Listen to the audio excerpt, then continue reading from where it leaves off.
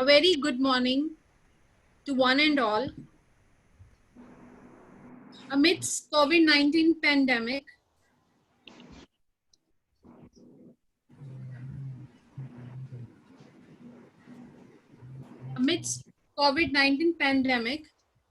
the Department of Community Medicine and School of Public Health has made an effort to organize a webinar on COVID and hypertension, role of yoga in management, in collaboration with Strategic Institute for Public Health and Education and Research, SIPHER, Chandigarh, Global Health Advocacy Incubator, USA, and Journal of Integrative Medicine case reports.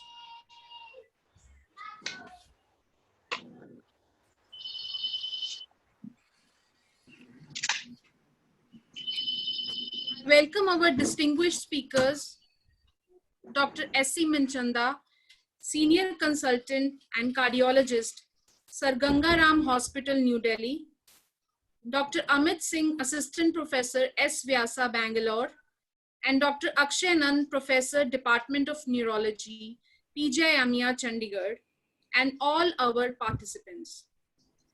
I would like to inform you that participants from different academic and technical backgrounds have registered for this webinar.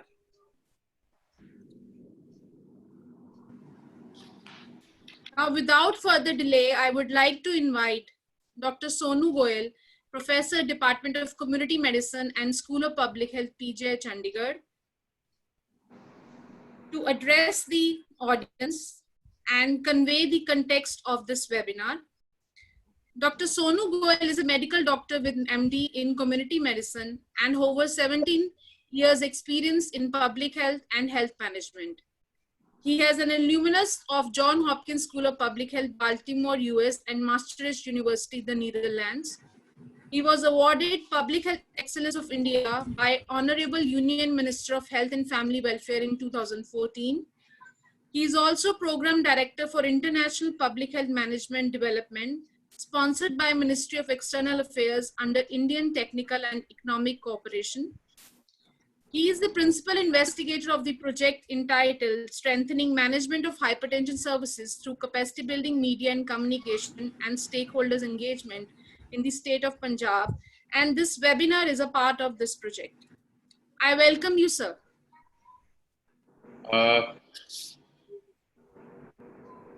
Thank you, Nidhi, for the warm introduction. And hello and welcome to you all for this important webinar, which is a need of our today.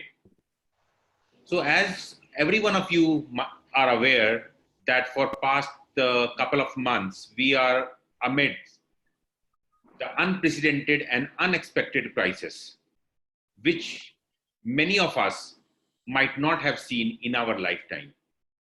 Yes, you're correct. We are talking about the COVID-19 pandemic.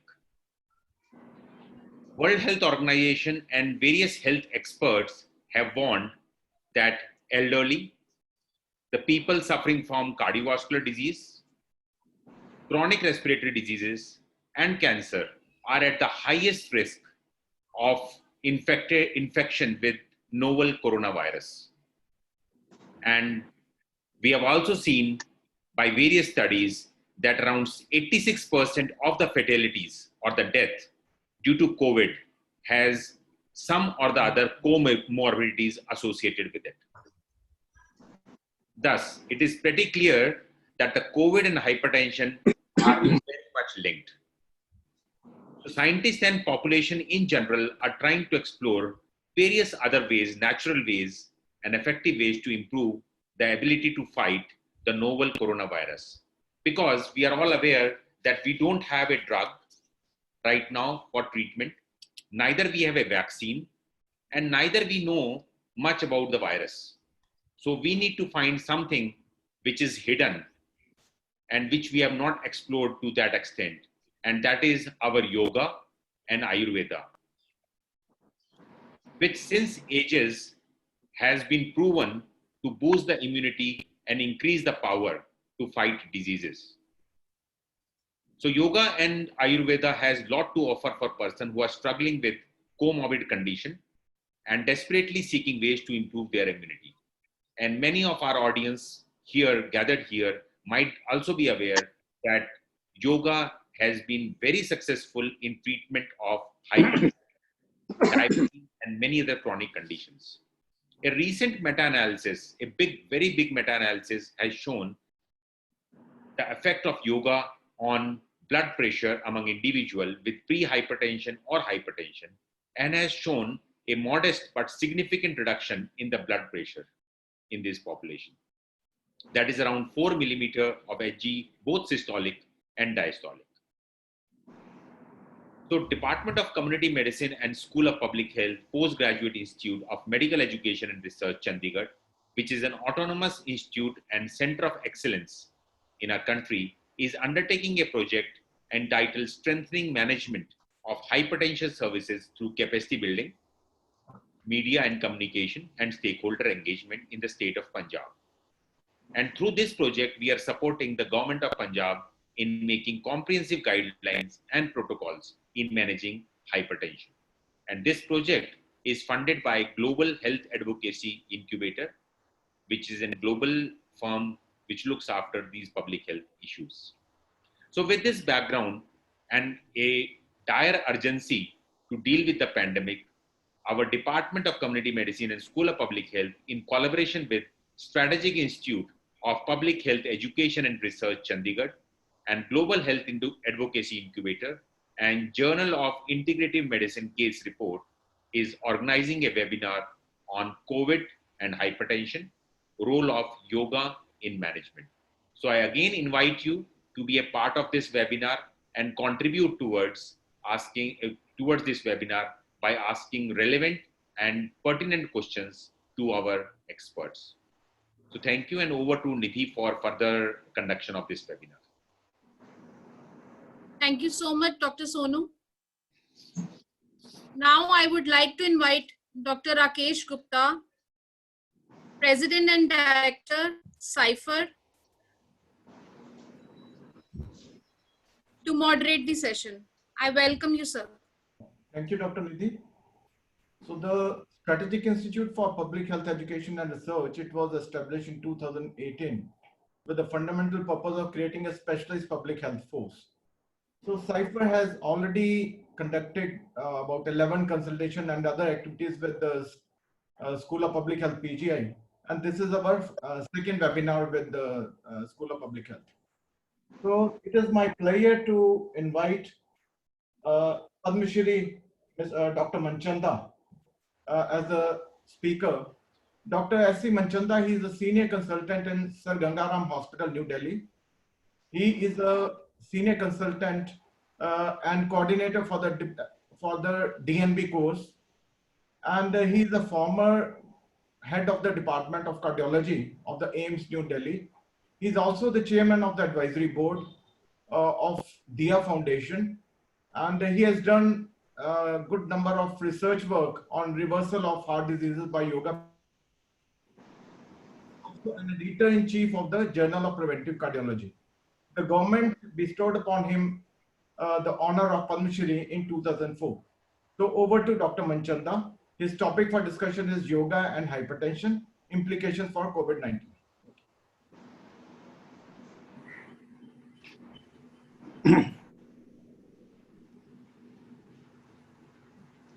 Good morning, everybody. Am I audible? Yes, sir. Well, it's a pleasure to take part in this very important webinar on COVID and hypertension and the role of yoga. I have been interested in yoga research for the last several years, and there's a lot of data to show that yoga could be extremely useful in several cardiovascular diseases, especially hypertension. Unfortunately, this has not come in the mainstream medicine as yet, and therefore I would like to review some of the articles on the role of yoga and hypertension, including our own study. Now, what is the relationship with COVID-19? You heard it is the unexpected pandemic. Actually, there are two pandemics now we are facing together. The first is the hypertension. It's very well known. It's a huge pandemic. Actually, it's a major public health problem affecting about 30% of the adult people, and more than 1 billion people suffer from this. And as you just now heard, COVID itself is a huge problem also. And till this morning, there were about 3.24 million people suffering from it, and more than 3 lakh people, more than 2.5 lakh people have died because of this. And how are they related? I'll try to just talk about this, but mainly I'll be talking about the role of yoga in hypertension. As I said, hypertension is a major public health problem. It's a major risk factor, as you know, for heart attacks, for stroke and heart failure. And it is also related to COVID-19 because, as you just heard, that COVID-19 is associated with very high mortality if there are underlying comorbidities like heart disease, diabetes, lung disease, and hypertension. Actually, it has been shown that hypertension is the commonest comorbidity. As much as 25 to 50%, according to some Chinese studies, people who have COVID have this thing. Although it may not be higher than the general population because hypertension itself is very common, but patients with hypertension who develop COVID, they have increased mortality. Actually, in the Italian study, it was found that 76% of people who died, they had underlying hypertension. So it does increase. Now, there are other relationships also because hypertension doesn't come alone. It is associated with obesity. Obesity is a very risk factor. It has just come out very recently. It's associated with diabetes, associated with heart disease. And it is occurs at an elderly age, 60, where the immunity is much low. And therefore, but unfortunately, although hypertension is very easy to treat, it is not treated properly. And therefore, there is a need for additional measurement, additional techniques, and yoga may be one of them. And this is important because stress has been ignored as a cause of hypertension. A lot of data to show that stress can increase blood pressure acutely. In animal studies, it can be shown to damage blood vessels and cause persistent hypertension. And people who are under work stress, sleep deprivation, rumination, and noise pollution have higher blood pressure. A lot of epidemiological studies are there. On the other hand, yoga, meditating nuns have decreased blood pressure, and early hypertension, that is increased sympathetic activity, white coat hypertension also. And therefore, stress is a very important factor. How does stress cause, next please? How does stress cause hypertension? It's not very clear. Could I have the next slide, please? But it is a complicated interaction of two systems. It has been shown that stress can cause increased activity of the hypophysis pituitary adrenal axis and leading to a large number of neurohormonal abnormalities, including renin, cortisol, and so on. On the other hand, it changes the sympathetic nervous activity, increasing sympathetic activity, decreasing the parasympathetic activity, and these interact in a complicated way that they can cause hypertension, they can cause even coronary heart disease, arrhythmias, heart failure, and even diabetes. Next, please. Now, next, please. Yoga has been shown to be extremely useful for control of stress. Why we have not been able to control stress in the modern medicine? I think because we have really concentrated mostly on the body. Now the modern medicine also agrees we are not only the body, but we have outer layers called mind and consciousness. And according to yoga, there are 5 sheaths. We all know about the physical sheath, and we also know the pranayama, the breathing, etc. But there is a mind which is around that, and there's a lower mind which has negative emotion. There is a higher mind called the wisdom sheath, and around that is the so-called Anandamaya kosha, or the consciousness. And there is a disturbance occurring in the mind all the time. The lower mind trying to pull you down with the negative emotions, and the upper mind trying to pull you up. And this causes stress. And therefore, a method has to be evolved which can control the mind and the body. Next, please. And therefore, yoga has been shown to be extremely useful for this as a mind-body discipline. What is yoga? It's not a few postures, but a complete way of life. It's a practical, universal discipline, irrespective of culture. It aims at harmonious development of body, mind, leading to physical well-being, mental harmony, leading to positive thinking, happiness, and peace. And it consists of a lifestyle. Next, please. Which is 4 components. The physical component of yoga is The diet is important, and this is important because it can increase immunity, exercise, and no addictions like tobacco. And mental means stress management is a very important part of this, and a lot of studies are there. Emotional is extremely important, control of anger, ego, jealousy, hostility. And this is very important in the point of COVID, because people are living alone. They have a lot of depression, anger, ego, etc. And spiritual. Next, please. Actually, there are so many types of yoga, one gets confused. But they are all based on this 8-step discipline, which was described by Patanjali 5,000 years earlier. And it consists of basically 3 things, that is some postures or stretching exercises, breathing or pranayama, and then meditation. And as you see, meditation can be done even if you can't sit on the floor, sitting on the chair. So it's very easy to do. And there are a lot of studies to show that all these 3 things are extremely beneficial for the human body. Next, please. Next.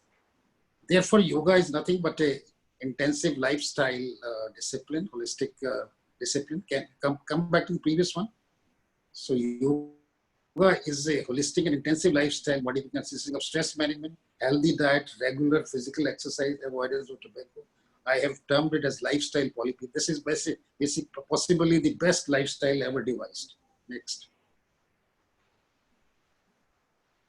Yoga has been claimed to be beneficial in so many conditions like anxiety, depression. Huge number of data is there, and the mechanisms also described. And that's why very important in the context of COVID these days, because people living alone, a lot of anxiety, depression is there. And this depression itself can cause several diseases. It is important to achieve mental peace and happiness. It's useful in many chronic conditions, bronchial asthma, irritable bowel syndrome, joint pains, cardiovascular system, and diabetes. Also important for physical fitness. Next, we will talk about the role in hypertension and cardiovascular disease. Cardiovascular disease has been described as a continuum, starting with some risk factors like high cholesterol, hypertension, diabetes, smoking, which leads to inflammation, oxidative stress. This is very important because inflammation is a part of COVID also.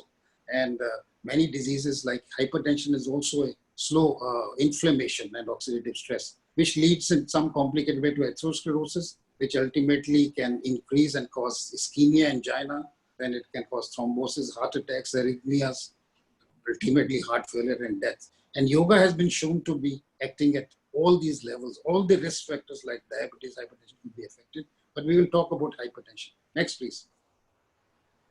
The effect of yoga on hypertension actually was shown by one of the Indian cardiologists about 60 years back. Dr. Date from Bombay showed that Shavasana could reduce the blood pressure by as much as 18 systolic and 7 diastolic. Similarly, Dr. Benson, this transcendental meditation in the United States, also showed that these were uncontrolled studies. But after that, a huge number of randomized controlled studies and meta-analysis have been. Actually, in the last about 5 years, there are about 15 meta-analysis. Next, and next, please. They show that the blood pressure can be significantly reduced. One of the very good meta-analysis was on transcendental meditation, and this has been quoted by American Heart Association also. There were 7 studies, and it was shown that yoga could consistently decrease the systolic blood pressure, modestly only, about 4 to 5 systolic and 3 to 4 diastolic. Next.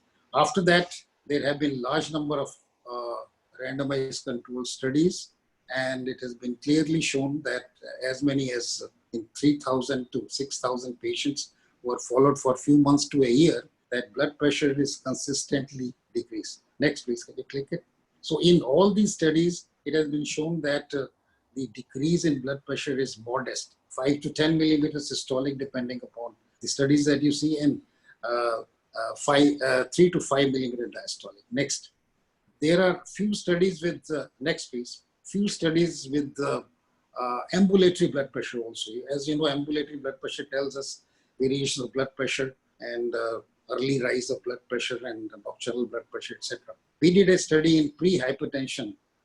This was in 60 patients, and we found that there was a significant decrease in the diastolic blood pressure. The mean arterial pressure also decreased, and there was the morning surges were also decreased, indicating that the sympathetic activity is reduced and all. Of course, there's a need for more of these studies, because these studies show that one can avoid development of hypertension, pre-hypertension stage. Although the reduction in blood pressure is very modest, as I said, 5 to 10, but it has been shown in the community even 2 millimeter decrease in the diastolic blood pressure can reduce heart disease by 6% and stroke by 15%. So even if most of the people start doing yoga meditation, you could reduce heart disease by as much as 6% and stroke by 15%. Next, please. And the data is so strong that the American Heart Scientific Statement, which was a few years back, they studied the effect of other approaches of hypertension beyond the medications and diet. And there was a consensus that meditation, one of the type of transcendental meditation, has modest effect on lowering blood pressure. And the indication was 2B level of evidence was B, although it's a poor evidence, but there are more studies. This was some years back, and now the more studies are there. And I'm sure this indication is going to change. It was a consensus of the group that it is reasonable for all individuals with blood pressure of more than 120, that means pre-hypertension and mild hypertension, to give a trial of transcendental meditation. We have also done some trials of resistant hypertension. It shows that blood pressure could be controlled. Next, please. Next. There are so many other benefits of yoga, which could be extremely useful for COVID also, for decrease in inflammation, oxidative stress. You know, the problems of COVID are because of this so-called, there's an inflammatory storm which is occurring. And this could be helpful to decrease oxidative stress. And there's improved endothelial function, important for arterial thing, because COVID also destroys the endothelium, and this could be useful. There's a weight reduction, smoking, alcohol control, decrease of left ventricular hypertrophy, which is a risk factor, regression of atherosclerosis, control of arrhythmias, heart failure, control of depression, anxiety. Very important, depression, anxiety, stress. Very important in the COVID area. Next. This is a study which shows that the left ventricular hypertrophy could be significantly reduced. Of course, this is only one single study, and more studies are needed. These are patients with hypertension. Next, please. Similarly, there are studies next to show that diabetes mellitus also could be. It's a very common accompaniment of hypertension, and it is also one of the comorbidities which increases the mortality. And this has also been shown to be significantly controlled. The HbA1c has consistently been shown to decrease by 0.5 to 1 HbA% by these. And with additional benefits that insulin resistance is also improved, obesity is also improved, and lipid also improved. So next one. So most of these studies out of 22 studies show that there is a significant decrease in HbA1c. So yoga is useful in diabetes also. Next, please. There are other comorbidities of hypertension like obesity. And again, as you see, there are several studies, although the studies have been followed for a short period of time, maximum 1 year from few weeks. And in most of these studies, the BMI is decreased. And in some of these studies, you see that the central obesity is also significantly reduced. Next. So yoga has an effect on BMI also. And now it has been shown that obesity is a significant risk factor for COVID also. People who are obese have very high mortality. Next. In metabolic syndrome, which is a common accompaniment of hypertension, you have again see that most of the parameters of metabolic syndrome, blood pressure, cortisol, fasting glucose, and even reversal of atherosclerosis. Next, please. So yoga has improved several components of metabolic syndrome also, which is a very, very common disease in our country. 60% of the people, according to some studies, have this disease. That is central obesity and insulin resistance and slight increase in blood pressure. Next, please. This is just a brief glance of yoga. Lipid profile also independently could be affected. Next, please. And it has been shown that there is a small decrease in LDL, again a modest slight decrease in triglycerides and increase in HDL. Although not consistent, but these are small studies which have shown that independently the yoga could affect. And partly it could be because of the diet, because sattvic diet is a part of yoga, but there are some studies in which diet is not modified. So yoga may help in some way in decreasing lipids also, which is also very common accompaniment. Next, please. Psychosocial stress, very important in the COVID era, because we are having the social isolation. People are not going to work, sitting at home. And most of the people are having a lot of anxiety, stress, and negative emotions and all. And this has been clearly shown. There's no better thing than yoga. And there's so many yogic now programs which are available for this COVID. But it is important to learn that yoga makes you think positive. See, we are scared all the time. And it is not really the COVID which kills so many people as the fear.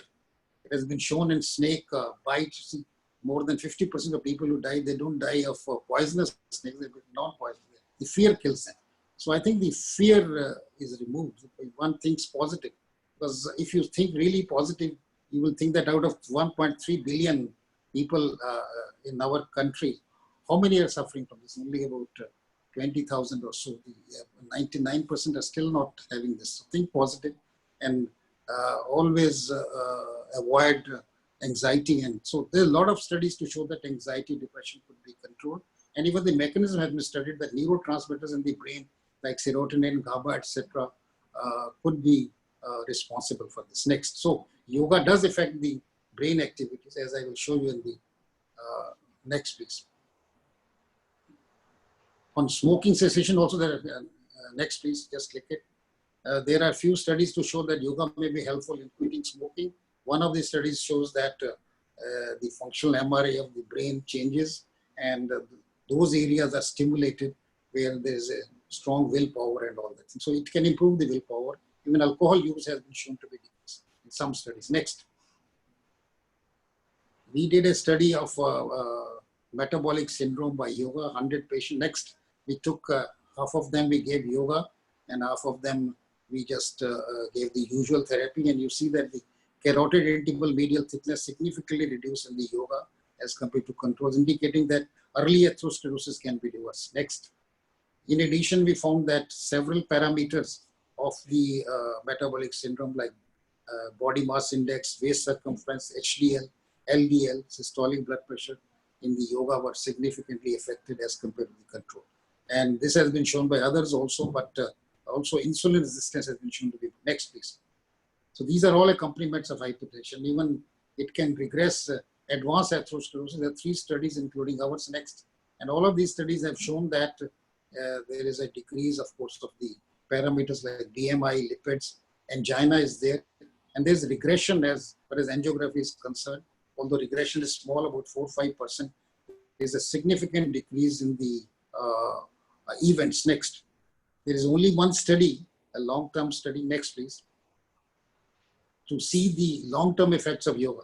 Now, can you come back to the previous one? This is a study in which there's a 5.4-year follow-up transcendental medicine. These are cardiac patients. This is secondary prevention. It was shown that there is a 48% reduction in the hard endpoints of non-fatal stroke, non-fatal MI, and mortality if you continue yoga for a long period of time. And many of these patients had hypertension also. So for a long term, although studies are very few, but one study which is published in circulation has shown that there's a 48% reduction in the mortality or the major adverse cardiovascular events. Next. Even in arrhythmias like atrial fibrillation, there's a study in JACC, one of the prestigious journal, that it can decrease it, and similarly ventricular ectopics can be decreased. There are studies in implantable pacemakers in which it has been shown that the stress is reduced and the need for these shocks are reduced significantly. Next.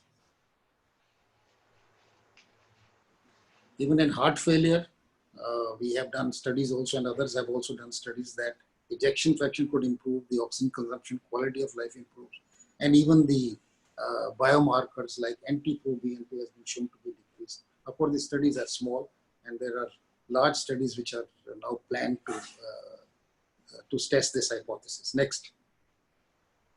Even in cardiac rehabilitation, we have recently reported in JACC, only last week it has been reported that Yoga Care trial, which was the largest. In cardiac rehabilitation, it could be extremely useful. Keep massive. Now, what is the science behind it? What is the cause that it can control hypertension and diabetes? It can has been shown that it reduces psychosocial stress, anxiety, and depression through several mechanisms.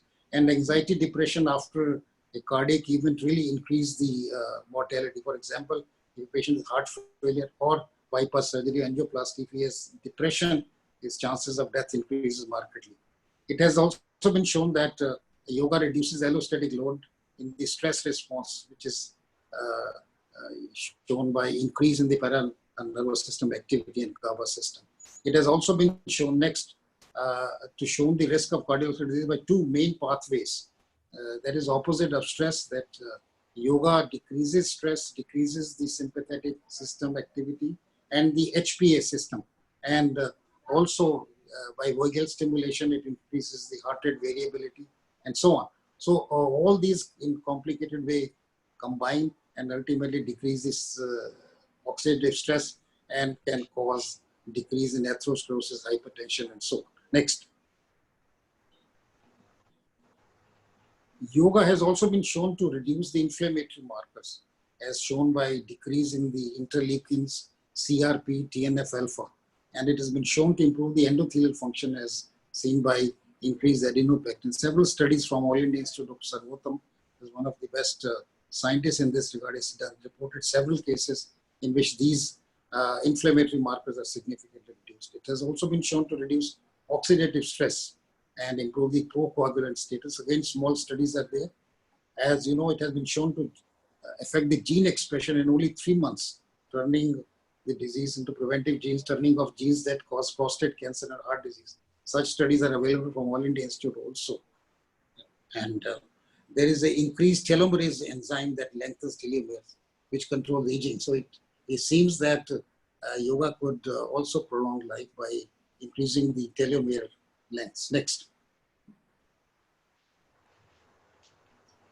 And of course, there are a large number of functional MRI imagings done during yoga and meditation. It has been shown that those areas where attention is there are increased, and where the perception of self is there markedly reduces. So one gets humility and all, and concentration increases.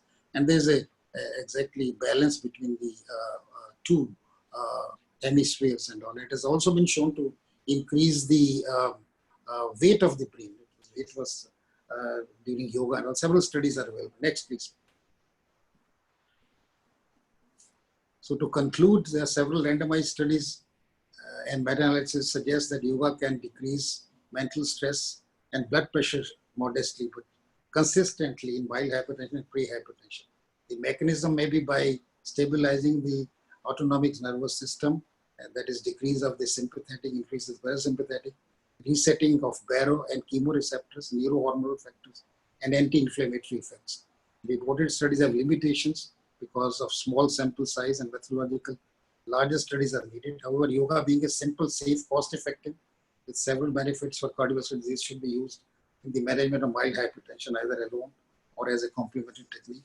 And it's especially useful in COVID, as I said, not only to decrease anxiety and depression, but it could have a significant preventive role. Of course, no studies are available because it's been shown it's an extremely good immunomodulator. It also can have a good control of the risk factors or which really cause increased mortality in COVID. So I think one should use it as a preventive method, and also during COVID, mild COVID cases can do it, and I think the recovery will be quick. Well, this is hypothesis. Studies are needed. Thank you very much for your patience here.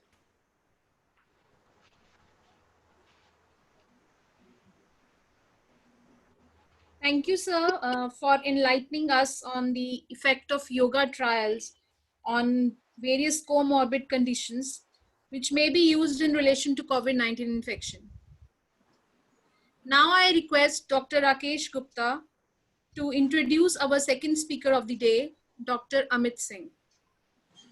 Yeah, thank you, Nidhi. Dr. Amit Singh is an assistant professor in the Department of Yoga and Life Sciences in S. Vyasa, Bangalore. He is a doctorate in yoga and research and is involved in teaching medical aspects of yoga to the students. He's also serving as the Chief Medical Officer of Arogya Dham Vyasa and National Coordinator in Stop Diabetes Movement, Bangalore, India. He has received an award, the Vivian Fonseca and Nagendran Family Diabetes Research Award for diabetes prevention through yoga-based lifestyle. He is a life member of the Indian Yoga Association. So we'll be listening to him about the preventive role of pranayama on COVID-19. Thank you. Thank you very much, sir. Thank you very much, sir. Yeah, please carry on. Yeah. Next. So as per our topic is prevention of how we can prevent it through the pranayama. So what is the pranayama? So pranayama is consist of two words, prana and ayama. Prana is a vital force and ayama is a regulation. So regulation of breath, regulation of prana through the breathing technique is a pranayama. So what are the ancient references about the pranayama? So we have in the Patanjali Yoga Sutra. In the Patanjali Yoga Sutra, it mentions Tasmin Sati Shwasha Prashwas Yoga Vichedha is a pranayama. And in the Prashnopanishad, they have mentioned Pranashedam Vashesharvam Tridive Yat Pratishthitam Mateva Putrana Rakshasva Srisha Pragyancha Videhinaiti. And in the Atharvaveda, in the next slide. In the Atharvaveda also we have mentioned about the pranayama. So, but in all the things, what our ancient text they have mentioned about the pranayama, through the regulation of the breath, we can control the prana. So means breathing is a technique by which we can control the prana. And in the Prashnopanishad, they mention all the that exist in all the three words under the governance of the prana. Next slide, please. So pranayama is mentioned in the Taittiriya Upanishad also. As per the yogic test, sir has mentioned, Manchanda sir has mentioned about the Panchkosha. So as per the yogic text, the whole body is consist of Panchkosha, Annamaya, Pranamaya, Manomaya, Vijnanamaya, and Anandamaya. So this pranayama, like Annamaya Kosha, asanas, ahara, and kriya, which deals with the Annamaya Kosha, in the same way, pranayama deals with the Pranamaya Kosha, which comes under the Panchkosha, which mentioned in the Taittiriya Upanishad. So prana is a vital energy. It's not a physical energy. We should not compare with the physical energy which we are getting from the food, which we are getting from the exercise. That is the vital energy. That is the prana. Prana is a vital energy. Prana is a subtle energy. It is a life force. We can give the example like a seed. When there is a seed, when seed get the soil, water, so it started the germination. That is the prana. In the same way, our physical body, without the soul, without the prana, it's nothing. So yoga is a journey from soil to soul, from gross to subtle. Next slide, please. Here we have the Panchakosha. In this second is the Pranamaya Kosha. So all the koshas are interconnected. Annamaya, Pranamaya, Vijnanamaya, Anandamaya Kosha, they are the interconnected with each. So here the pranayama and breathing. So we can see the clavicular breathing, thoracic breathing, abdominal breathing, and yogic breathing. So in the clavicular breathing, we focus on the upper lobe of the lungs when we are practicing the pranayama. In the thoracic middle lobe of the lungs, in the abdominal lower lobe of the lungs. And for that, we have the specific chanting also, akara, ukara, makara, for the each lobe, and which is governed by the different mudra, adi mudra, chinmaya mudra, and chinmidra. But finally, when we will come to the yogic breathing, so we are utilizing all the lobes. We are doing the complete breathing with the mudras. So here we want to say that means from the external muscles like clavicular, thoracic, and diaphragm muscle, how we can go from the gross to subtle, how we can go from the voluntary to the involuntary, means mastery over the involuntary system through the voluntary system is the pranayama. So breathing is the tool which we are using to regulate the prana. And this prana is channelized by is governed by the manomaya kosha from the mind. Next. Next, please. What is the pranayama and this breathing? How we can convert our normal breathing into the pranayama? What is the mechanism behind this? What is the breath regulation?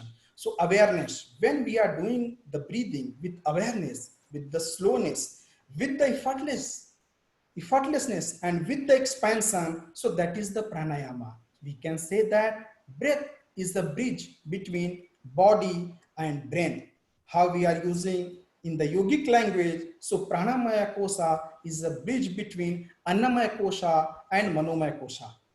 What is the effect of the pranayama? The breathing with the awareness in the brain, that is the mechanism of mind. It converts reaction into the response. It converts sensitivity into the sensibility. There is several research on this. It reduces the anxiety, stress, depression. At the body level, mechanics of the muscles. At the level of annamaya kosha, it converts into the resistance, rigidity into the relaxation. It brings the muscular relaxation. So breath is a bridge between brain and body. Next. It brings the synchronization. Pranayama is a synchronization between brain and body. It relaxes the body, it slows down the breath and calm down the mind. When relax the body, slow down the breath, calm down the mind, so it brings harmony and it brings the systemic homeostasis. What is the systemic homeostasis? It brings a systemic homeostasis between all the systems. Like through the breath regulation, through the pranayama, we are working on the vagal tone stimulation. And after that, there is a parasympathetic arousal at the level of nervous system. Through the pranayama, through the HP axis, hypothalamo-pituitary adrenal axis, we are working on the stress hormone. We are reducing the stress hormone. So it's working at the level of nervous system, at the hormonal system, at the level of muscular system, muscular relaxation. It reduces the peripheral vascular resistance also. So pranayama or yoga, it brings the harmony between all the system at a systemic homeostasis. Next. What is the role of stress? If you will see through the frontal lobe, it comes to the cerebral cortex to the emotional cortex, that is the seat of emotion. And when there is an emotional disturbance, anger, tension, or fear, so it's having the effect on the hypothalamus. And there is a sympathetic nerve arousal which causes the vasoconstriction. Here we can say that what we are discussing is manomaya kosha operate the pranamaya kosha, then it percolate to the annamaya kosha. Same with the modern medical system also. We can see that what is the role of stress on the nervous system and then on the endocrine system. How this disease, as per the yogic concept, adhija, the root of the disease at the level of mind, from where it percolates to the body. Next please. Here we have the stress and corona. What is the role of psychoneuro and immunology? When this virus enters into the body, so first our innate immunity works. So macrophages and natural killer cells, they interact with them and they start working on it. So most of the people, even though nowadays they are the positive, but they are the asymptomatic. Why? If the immune system is strong, so innate immunity fights with this virus. And in innate immunity, it sends the message to the adaptive immunity, then T cells, T lymphocytes and B lymphocyte cells. They started the fighting with the virus. When the immune system is weak, when our innate immunity and adaptive immunity at the level of lymph node, means we can give the example when any foreign body comes inside the body, or if anyone attack us from the outside, so first level is our security guard who fight with them. Then we have the police station who fight with them. When both the immunity, innate immunity and adaptive immunity, when they are not able to work, then body started the cytokines production more. Inflammation is more. So that time TNF-alpha, IL-6, the cytokine storm come, then air emergency started. Next slide, please. Here we can see that what is the role of stress. Stress causes a sympathetic activation through the vagal tone impairment. When there is a stress, vagal tone impairment happen, there is sympathetic activation. Then NF-kappa B plays very important role. That is the key role in the regulating of the immune response to the infection. So that is the through the gene expression, transcription factor. When there is a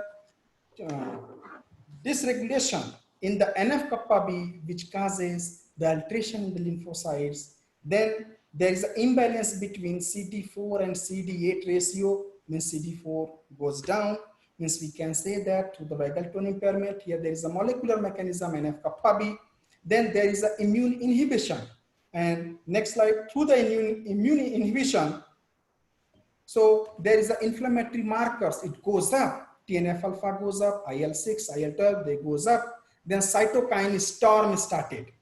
And this cytokine storms, then there is a bronchoconstriction, airways obstruction, and air emergency in the lungs. It causes the acute respiratory distress syndrome. So here we can say that how from the mind, from the stress, what is the role of stress? What is the role of immune stress? Suppress the immunity, stress increases the inflammation. So when there is a virus attack also from the outside, if we are in the stress condition, so we are suppressing our immunity, and there is the basal line, basal cytokine level also increase in our body. And due to that, when all the innate and adaptive immunity is not working, so inflammatory markers are high, and TNF, IL-6, they are high, and they causes the cytokine storm. That is the medical emergency. Next. So what is the role of pranayama? Pranayama works as a immune modulation and anti-inflammatory. How we shows the previous slide means how this is stress through the NF-kappa B, through the vagal impairment, there was a sympathetic stimulation. Here we have the parasympathetic activation, and here also we have the reduction of the TNF-alpha, IL-6, and it enhanced the immunity. Next. The benefits of pranayama: it reduces the oxidative stress, increases the antioxidant, it reduces the stress hormone, improves the vagal tone, adrenaline it reduces, but at the same time serotonin, the happy hormone, increases, it reduces the sympathetic tone, increases the parasympathetic activity, it reduces the ROS, it increases the nitric oxide, even though the pro-inflammatory markers, it reduces anti-inflammatory markers, it increases. Next slide. So COVID-19 and hypertension. So we are seeing the most common comorbidity in the COVID-19. The hypertension is the 30%, and diabetes 19%, and CSD is the 8%. Even though if you'll see the prevalence in the COVID-19 with the ARDS, acute respiratory distress syndrome, there also the hypertension, people are more prone for that. Next slide. So please, next slide. So if you see the renin and angiotensin system inhibitor, so the angiotensin 1 is converted into the angiotensin 2, and this angiotensin 2 causes the peripheral vasoconstriction, which increases the blood pressure. So there is a medicine for the ACE inhibitor from the enzyme which secreted ACE from the lungs, which inhibit that enzyme. So angiotensin 1 is not converted into the angiotensin 2. So that is the management of the hypertension. But what happened through this ACE inhibitor, the next slide, the ACE inhibitor increases the ACE2 receptors in the lungs. And that ACE2 receptor lungs, the ACE2 receptors, they are receiving the coronavirus. If the ACE2 receptors is more, so the patients, they are more prone for this COVID-19. How we have seen here, the angiotensin converting enzyme ACE inhibitor and angiotensin receptors blocker, they increases the ACE2 receptors, and coronavirus bind with the ACE2 receptors in the lungs, and they enter into the body. When the virus enters, if the ACE2 receptor is more, so we are more prone for that. Here we have the several studies on the yoga and non-communicable disease, but we have these studies for the yoga and communicable disease also. So there is an effect of yoga on the influenza, on the tuberculosis, in the HIV infection. We have seen the viral load decreases and CD4 has increased. If we have the CD4 and CD8 ratio, which we have seen in the immune system, the CD4 is more, so our immune system is stronger. And the meditation reduces severity in the acute respiratory infection, and the yoga improves the immune function also. Next. Here we have the pranayama. The pranayama, we have the Kapalabhati Kriya. We start few pranayama, we'll discuss. The Kapalabhati is a Kriya. So first we start with the Kapalabhati 1 minute for the detoxification pranayama. Second one, we have the alternate nostril breathing. The alternate nostril breathing reduces the stress level. It improves the parasympathetic tone and it improves our vagal tone also. The third pranayama is a Bhramari pranayama. In the Bhramari pranayama, we are producing the sound like humming sound. This humming sound increases through the humming sounds. We are increasing the nitric oxide in the paranasal sinuses. The paranasal sinus produce the nitric oxide, which works as an antioxidant. So nasal nitric oxide levels increase 15-fold during the humming sound compared with the quiet exhalation. So we can say that the pranayama, the Bhramari pranayama or this humming sound, it increases our immunity. It increases the nitric oxide, which works as an antioxidant, because the mode of this infection is through the inhalation. So we'll conclude this session.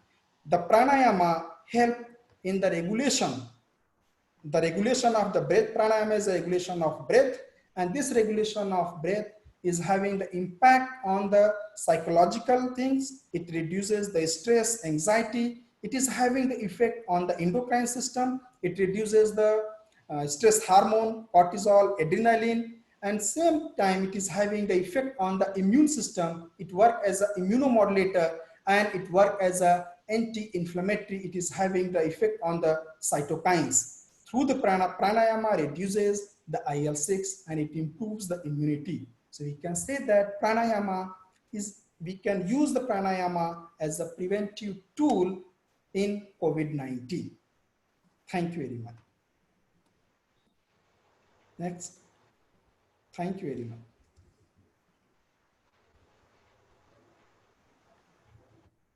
Thank you, Dr. Amit, for delivering such an interesting session. And it was amazing to know that how regulation of breath is linked with our different body systems and understand the linkages of psychoneuroimmunology and stress. Thank you a lot. Now I would request Dr. Raki to introduce our third sir, Dr. Akshay Anand. Yeah, thank you, Dr. Nidhi. Dr. Akshay Anand is a professor in Department of Neurology, PGIMER, Chandigarh. He has pioneered the implementation of quality assurance in research settings and has established the Neuroscience Research Lab at the PGI.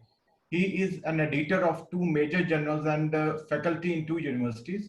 He is working on educational research, editorial, and policy programs in more than 30 countries. He has obtained 13 national awards and has over 2,700 citations. Dr. Anand is a level 1 yoga certified yoga practitioner, and he is a strong advocate for integrative medicine. So we'll be listening to him. He won't have a presentation. So he'll be talking about the research as a tool for expanding integrative medicine for hypertension. Thank you, Dr. Anand.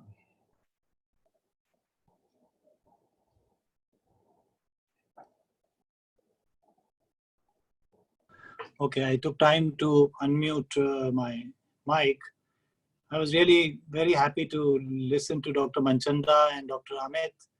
And I must thank Dr. Gupta and Dr. Sonu Goel for a fascinating forum, especially when people are locked down. We are trying to use the opportunity to bring the disciplines together. And I was wondering that after excellent presentation by Dr. Manchanda on variety of trials which showed a reduction in the hypertension, the risk factors for cardiology related or the heart related disorders. It was BMI reduction, anxiety reduction, depression reduction, and he showed that even it has reversal of the atherosclerosis, which is possible with certain protocols. And he continued to talk about the need for research, even though he continued to present wonderful data from across the world, including his own data.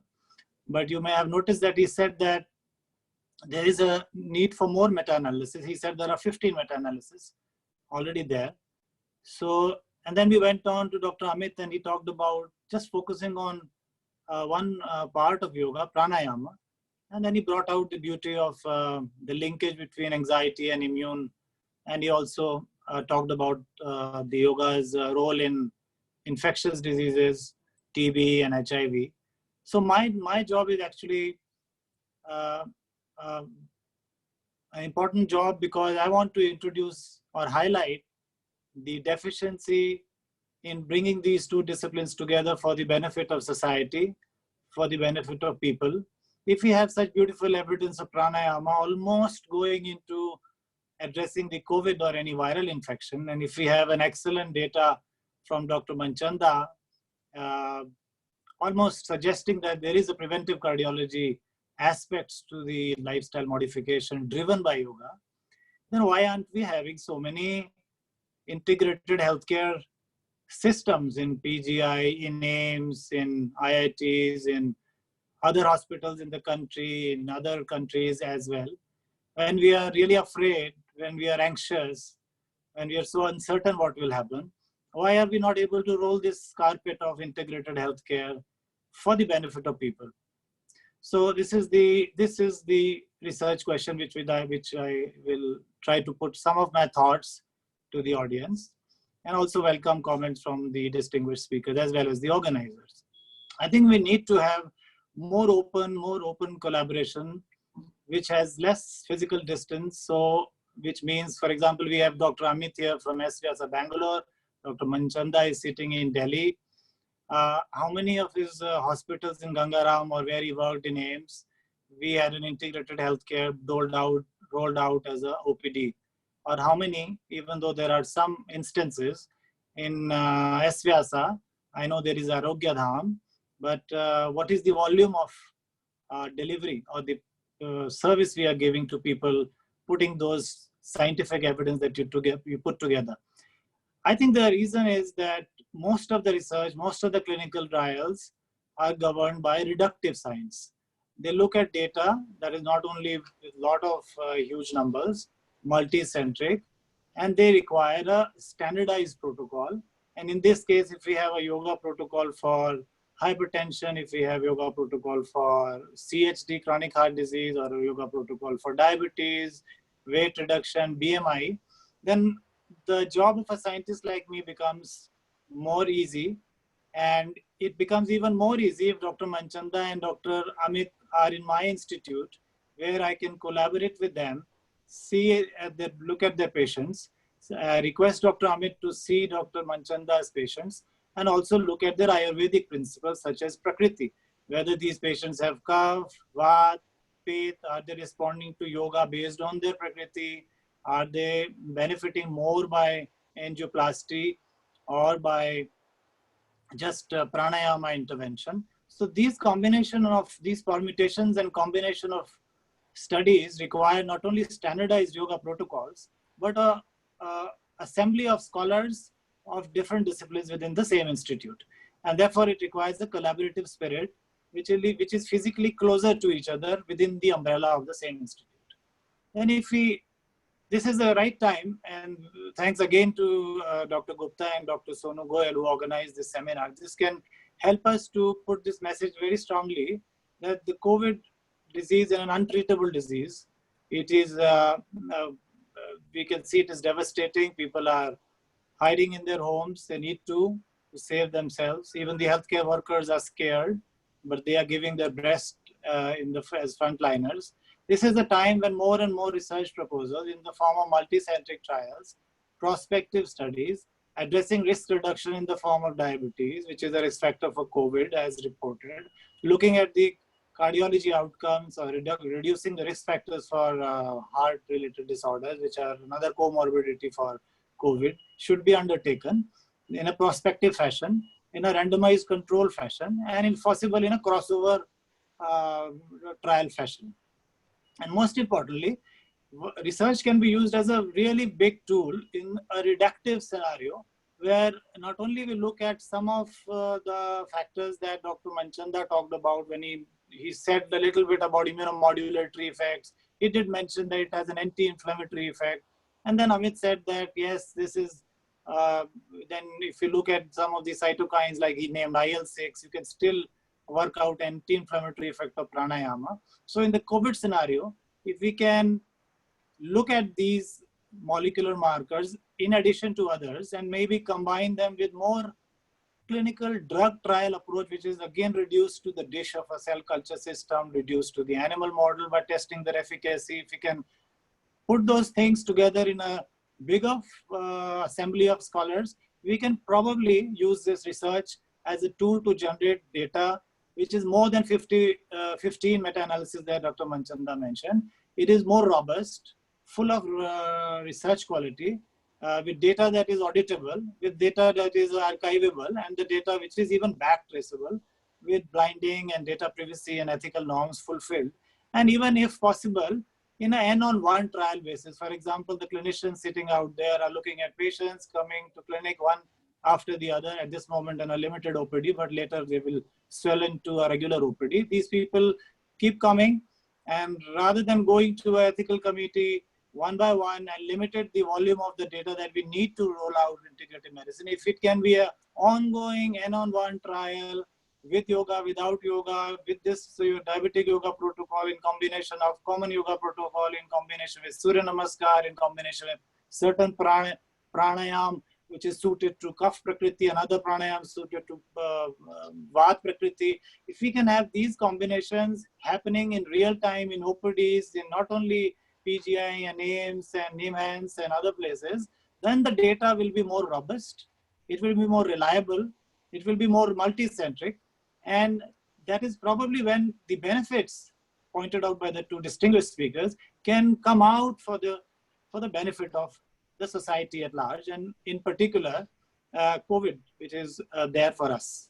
And I believe that, and my own understanding, that COVID has an underlying anxiety, fear, uncertainty as an underlying basis of whatever is happening around it. If we are down with if our anxiety is too much, if you're down with our stresses, our immune system is going to be compromised. So at this time, we should propose such research study plan, and I welcome these two distinguished speakers and the people who are listening to come out and propose to the government, to the Ministry of Ayush, to Ministry of Health, to other people, with informed consents of these patients and those quarantined, as well as healthcare workers, to see if we can institute standardized protocols to see what the outcomes are at the neurophysiological level, at the molecular level, biochemical level, and even at the Prakriti level, and then combine this data, because this data will be larger, it will be big, and it will be having more statistical significance, which will allow the policy makers to be informed of which way to go, what to combine in which fashion, why to combine modern medicine with which yoga protocol, and how to combine it. And just two more words about how to combine, which is what is, I think, being felt by a lot of people who are willing to do research which defies dogma, which comes out with big solutions for our own healthcare workers, for our own people who are suffering, if not with COVID, at least suffering with a lot of anxiety. Here is what we can do. We can probably have a system where, to put these assembly of scholars in one institute, we should have governing bodies which have people from the alternative system as governing body members. We should have institute ethical committees where we should have 1 or 2 representatives from the yoga community to help streamline as well as push these agendas faster than it is happening around the world. We should also have a system where we are able to bring the Ayurveda angle of yoga, because there is the Prakriti involved, and that has a bearing on the outcome of yoga, which, for example, I will give you an example. A Sattvic Prakriti individual may be more responsive to yoga, maybe, and this is not even explored. So with those kind of people who can administer such research, maybe a dean of Ayush in AIMS, PGI, NIMHANS, and then we can look at NIMHANS Bangalore as a singular model which has been already carved out by current director, Professor B.N. Gangadhar, who was put together an integrated center which has the Yogacharyas, which has the Ayurvedacharyas at the faculty level, associate, additional, professor level with the same scales as we or our clinical colleagues have. So they worked shoulder to shoulder, helping contribute towards evolution of these yoga protocols and then rolling them out and having an OPD, which he was mentioning in one of these online shows. The 70 to 75 patients come to the NIMHANS run OPD. And this is a two-way process where the yoga people come, the patients come directly to the yoga clinics, and there are clinicians, the neurologists and psychologists, psychiatrists who refer them to the yoga clinic. So it is a bilateral give and take process through which they learn, through which they generate data, and which is of use for implementation. And finally, I see yoga's implementation, operationalization for the benefit of society, of course, based on sound scientific evidence, on the premise that we can target diseases which are pre-disease state. For example, we have pre-diabetes, so about to convert to diabetes. We have pre-cancer, about to convert to cancer. We have TIAs, about to become strokes. We have MCI, about to become Alzheimer's. We have dry AMD, about to become wet AMD. These are the pre-disease states which can be targeted as phase 1 of the rolling out of integrated medicine as an platform or a substrate where these yoga protocols, well devised by a 15-16 committee, which is actually already there as a national consensus committee, and then intervene and see if the conversion of these pre-disease states into disease states, how much it is halted, and with what pace it is halted, and which is a better protocol, which one we should integrate, which we should not integrate. And a very last statement about the journal editors, because whatever we communicate here in this media, whatever we talk in the conference or the closed group task force meetings or the task forces or the policymakers, they remain just till the meeting. For example, when we leave out of this meeting, we may not be able to take this forward unless I suggest that we should be able to take this forward in a form of a trial. And I propose we enroll pre-hypertensives in a certain state or in a certain region of the country, and together make up a trial, a yoga protocol, and then do a 3-month intervention, do a pre and post analysis, control versus test yoga protocol intervention, and see how many of these pre-hypertensives actually convert to hypertensives versus those who are on regular treatment. Dr. Manchanda said there is a problem with treatment, not many people comply. There is really a problem. He also mentioned that a lot of people died and they discovered later that they were hypertensives. So why should we leave even the pre-hypertensive out there? This is the time to act, and this is the time to make use of the situation as it exists today. So thank you again for this wonderful opportunity of being able to communicate, providing this excellent platform to throw our ideas out for others to react, and be happy to take questions from either the speakers or the audience. Thank you very much. Thank you, sir, for underlying the principles on how to integrate different forms of medicines for fighting communicable and non-communicable diseases. Thank you a lot. Now I invite Dr. Om Prakash Bera, Country Coordinator, Global Health Advocacy Incubator, US, to moderate the question answer session. He is an alumni of our Department of Community Medicine and School of Public Health, PGI. Dr. Om. Thank you so much, Dr. Nidhi.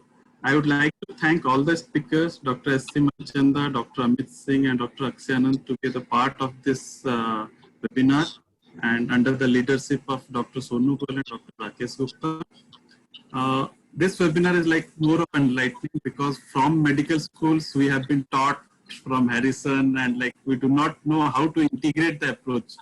And this webinar brings into forth the need of integrative medicine at this forefront. Even in US and across Europe, there has been instances when yoga has been adopted at the hospital level as well as school levels.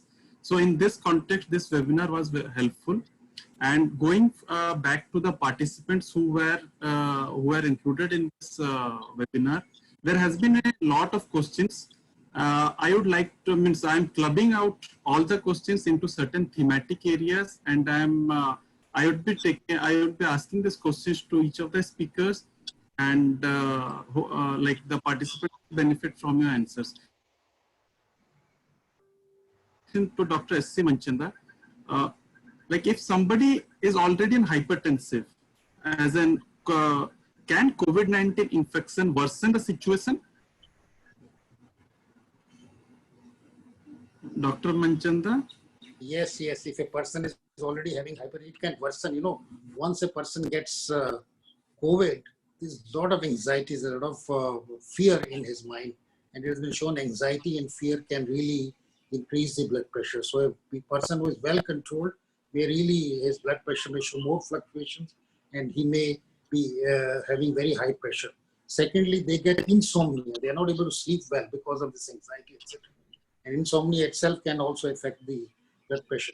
So blood pressure can become uncontrolled because this is a stressful situation.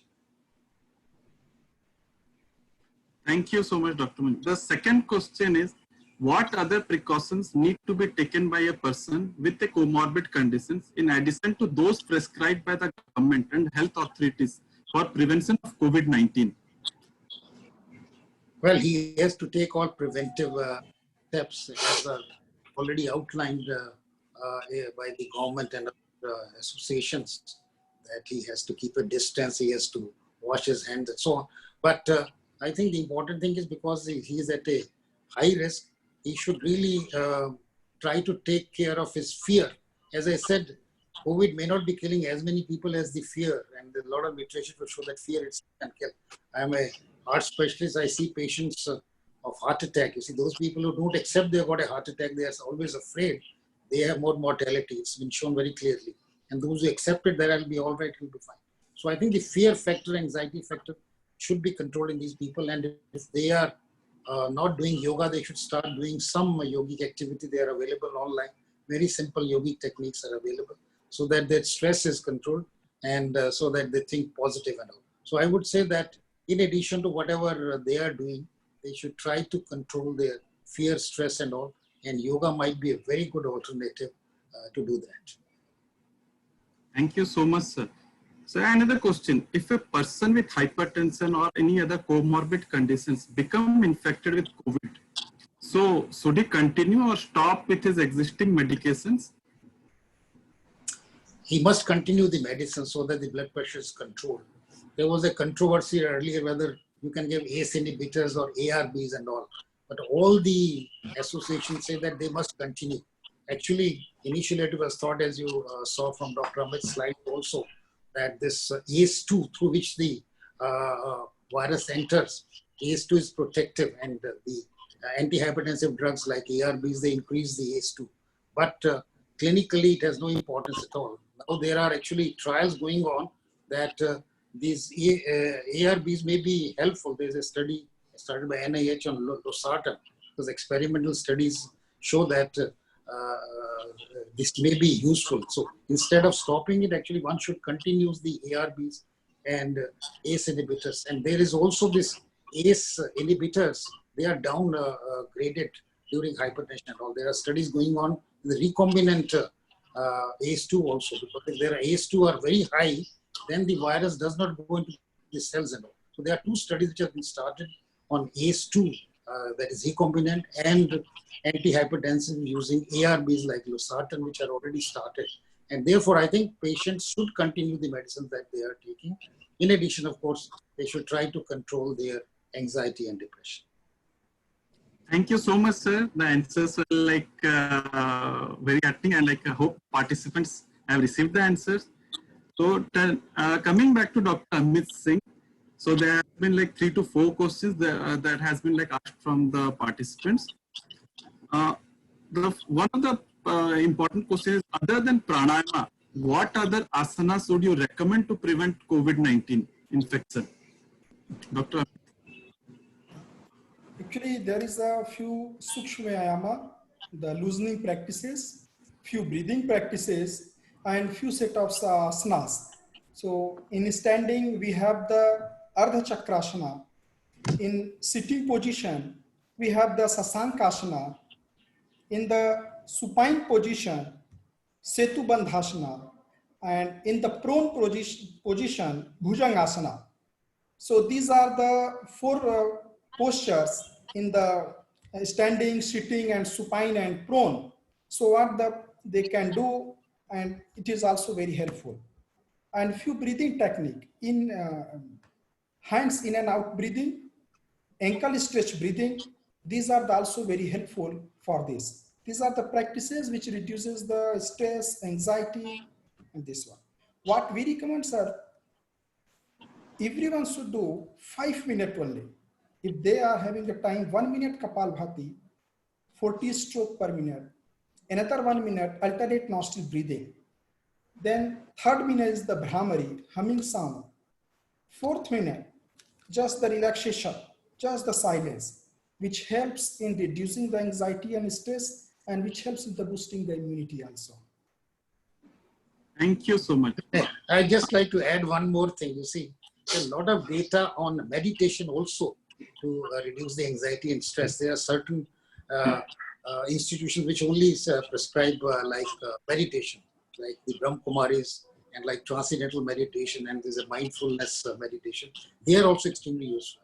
If a person can learn any type of meditation, apart from these, what Dr. Amit said, he's an expert, I am not, but I'm telling of the literature, a lot of data is there on meditation, which increases the immunity, and all that could also be done by the people, apart from this pranayama and these postures, sukshma that you said. Thank you so much, sir. Dr. Amit, another question, like, can regular practice of yoga cure hypertension? Definitely, sir. That is the Manchanda sir will give the better answer than me. What we have in the Arogya Dhama, we have the setup in the Arogya Dhama where we used to give who is on the primary hypertension when they are doing the yoga practice and pranayama. So definitely we are having the very good result. They are not going through the medication and they are having the very good control. But we cannot say that for all the patient. If anyone is doing with the dedication and they are doing it, suppose yoga posture, it's not only the physical, sir. If we will tell them like asana and vyayam. So vyayam is a sarir ayajannam vyayam. If they are doing it only physically, so they will not get the benefit. So they should do it with the slowness. They should maintain the posture with the relaxation, with the awareness. If they will go to the subtle level, suppose for the cobra posture, we have the, we will take the cobra posture. During the cobra posture, when they attain the final posture, so on that posture, they should do the relaxation, relax the body, then slow down the breath, then calm down the mind and bring the awareness. This bandha chitta sadharana. On that posture, they should bring the awareness on the particular region. So they should bring the awareness on the heart region. And they should slowly, they should relax, calm down the mind. Then tat prayatna ektanta dhyanam is there, sir. Effortless process is there. Expansion is there. So definitely if they will do the proper posture under the guidance of the senior therapist, so definitely it's the under control and it's curable also. Thank you so much. Now over to Dr. Akshay. So there's a... Yes, I sir. can Yes, also sir. add a little because Dr. Amit asked me to comment on this. Yes, hypertension can be cured. Which type of hypertension? You see, yoga has a extremely good benefit in primordial prevention. If a whole population does yoga, there is some data to show meditating nuns, they will not develop hypertension. But which can be cured? Pre-hypertension can be cured. We have several studies now, even with ambulatory blood pressure, it can be controlled.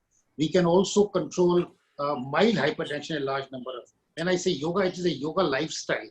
That means not only yogic postures, but a diet, exercise, and no addiction like alcohol and smoking.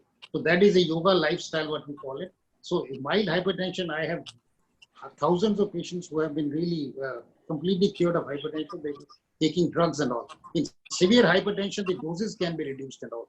And some resistant hypertension cases we had, which were not controlled, we added yoga and they were able to be controlled because maybe the stress factor was has been controlled. So that is the best part. Stages can be controlled. That is the best part. Thank you The so much. way the resistant hypertensives were cured. I think that's the best part.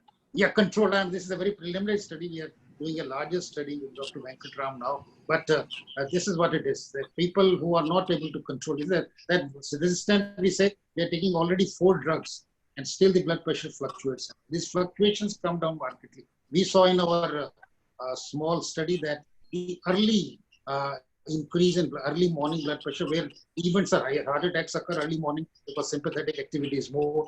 During that time, it seems it is decreasing, and we are doing some other studies with the ambulatory blood pressure. There are so many types of hypertension now. There is a mast hypertension. With the doctor, it's quite normal. At home, it is high. In that, we have some data that could be helpful. There's a white coat hypertension, opposite of this. Seeing a doctor, the blood pressure goes up and so on. So I think these type of hypertension which are there could be controlled, but the data is still preliminary. As Dr. Anand said, I would agree.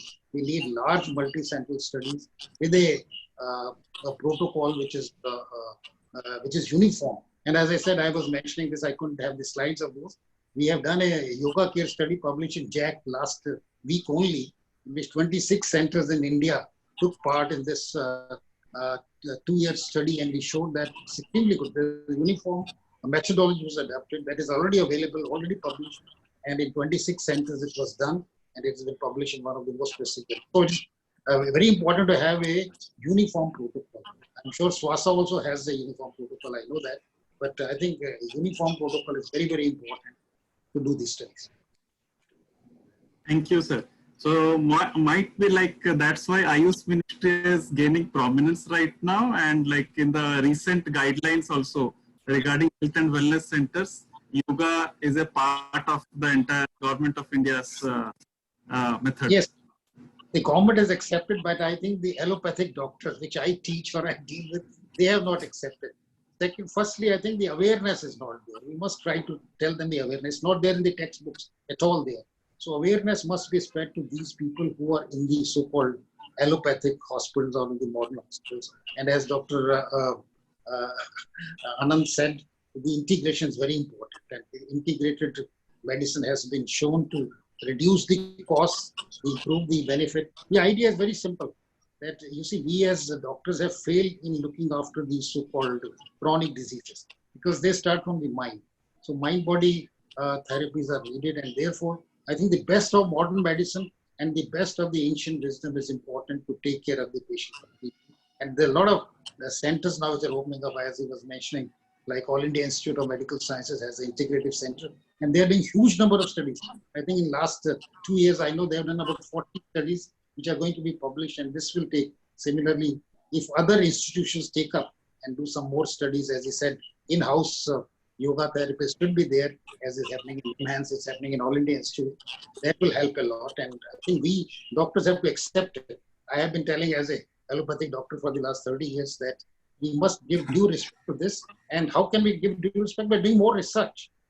Research is lacking in this. As I said, in hypertension, it is accepted with great difficulty by American Heart Association. Indication 2B, that means it's a weak, and the level of evidence is 2B, although it has increased now. But I think we should more studies, and with the help of this, and we will find that this is the future of medicine now. We were in medicine taught only about the body, but mind-body medicine, I think, is the medicine of the future, and we should try to do more research on that. Thank you, sir. So I would like to now invite Dr. Akshay for a couple of questions. So one important question, like what's the current status right now at the national level for this type of integration?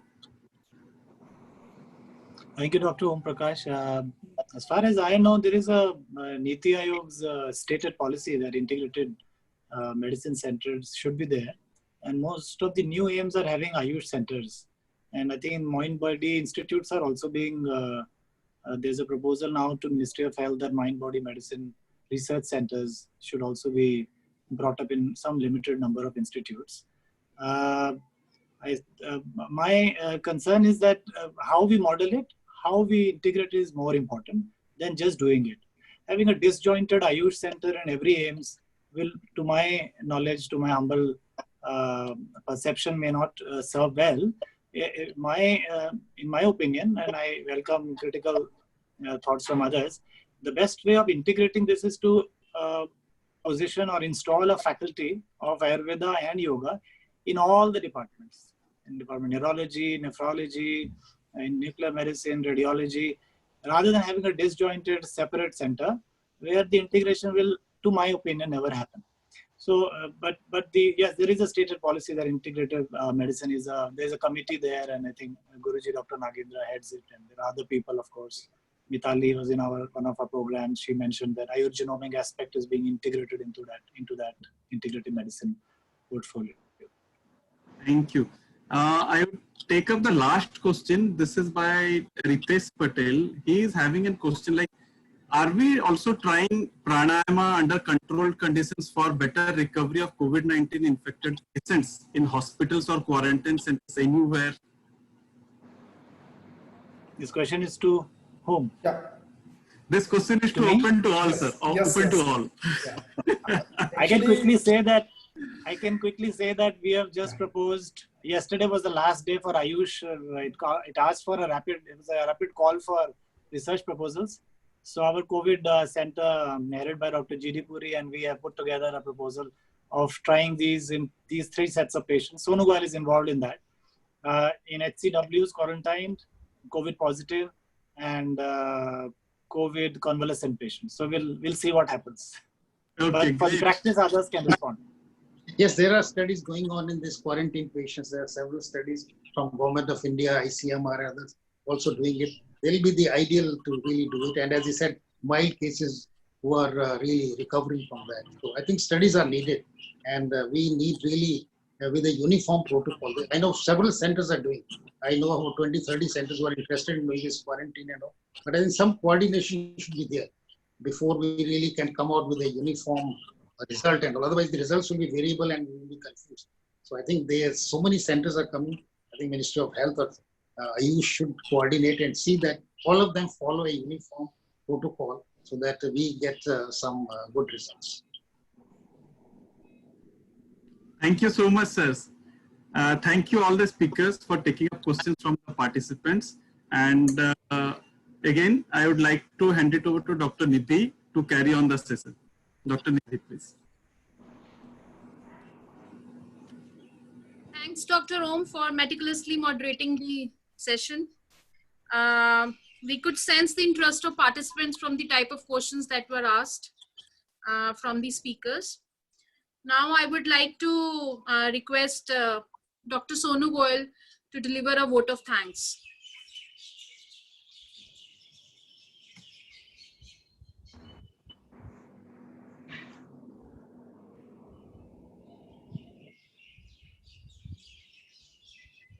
Thank you, Nidhi. And first of all, I think being from public health background, I learned a lot of things in person because I used to practice yoga for some time, and I used to teach and preach this practice despite being an allopathic physician. But I used to teach this practice of practicing yoga wherever I get time, whether it is students or whether it is my informal gestures. But today I learned a bit more from the panelists like Dr. Manchanda, Dr. Amit, and Dr. Akshay. I think the things were quite clear about the in-depth of understanding of yoga and how it is beneficial, not only in hypertension, but many other conditions. So the main takeaways from this particular seminar or webinar were that there is established association between COVID and hypertension. So that can be in many ways, like COVID patients, if a hypertensive develops this COVID, then he or she is more likely to have severe complications and morbidity. And it can be other way around, like those who are hypertensive are more likely to be, are more vulnerable to suffer this disease. So it is a bilateral association and both are dangerous. So this is first takeaway. And the second takeaway is we have to go back to basics. We have a lot of things which are there, which have been taught to us by our Maharishis and a lot of learned people in our older times, and which we have started forgetting over a period of time. So I think we need to go back, and we need to do all these yoga and integrate the Ayush with our allopathic medicine, and only then in a comprehensive approach we'll be able to achieve like good health indicators, which is envisaged in our sustainable development goals. So that's the second thing. And the third thing is, which I think was very well delineated here, that we need to promote this integrative research. We need to have the coordinated approach towards tackling the disease of hypertension and COVID. And we need to be all together in fighting this pandemic. So I think these were very good lessons which we got from the eminent speakers like Dr. Manchanda, Dr. Amit, and Akshay. And I really thank all our speakers for a very fruitful sessions. And I think we all, including me, learned a lot from them. A special thanks to Dr. Om for moderating the sessions and being a part of this discussion. And Dr. Rakesh Gupta, who is President of Strategic Institute of Public Health Education Research, for excellently executing, planning and executing this webinar for our global audience. And he was the pivotal person for organizing this webinar. And also to our staff, Rajiv, Nidhi, Saurav, and Radhika, Gurleen, and many other who have been behind this webinar, organizing this webinar for quite some time. And special thanks to Dr. Rana Jay Singh and Mr. Arun Verma for being the pillar behind organizing this webinar. So I think I'm really happy that this webinar went successfully. And as Dr. Akshay has told, that we will not stop here. I think we'll take this forward, not only in terms of integrative research, but also taking the brief concept note or policy note out of this, out of the learning of this webinar, and sending it to the appropriate stakeholders. So thank you again. Thank you all speakers. Over to Nidhi. Thank you. Thank you very much. Namaste. Thank you. Thank you.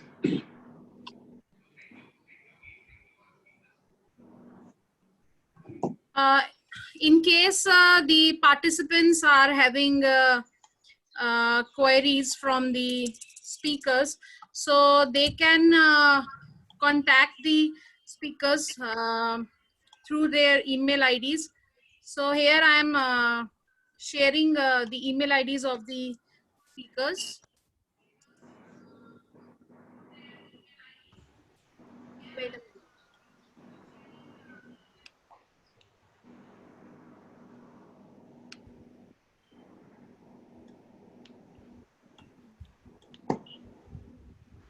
So Just